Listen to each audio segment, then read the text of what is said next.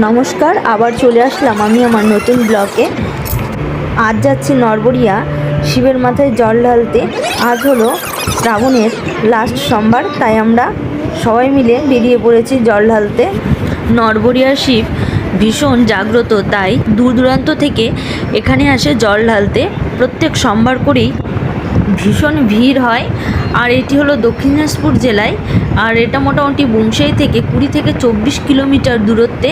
আর এছাড়া কুসুমুন্ডি থেকেও যাওয়া যায়, আর এটি একদম বাংলাদেশ বর্ডারের কাছেই। এখন আমরা পৌঁছে গেছি।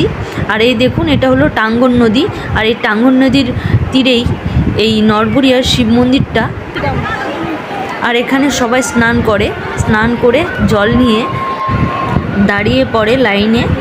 এবার আমরাও তাই করলাম, সবার মতো স্নান করে তারপর এখানে ঘাটের এখানে পুজো করে তারপর আমরাও দাঁড়িয়ে পড়লাম লাইনে।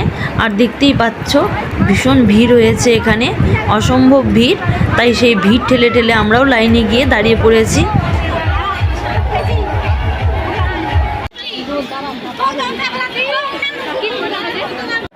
দেখতেই পাচ্ছ প্রচণ্ড ভিড়।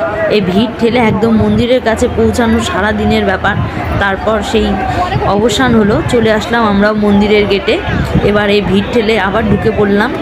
এবার মহাদেবকে তো দেখতেই পাচ্ছিলাম না, এত ভিড়, কে কার উপরে পড়ে যাচ্ছে।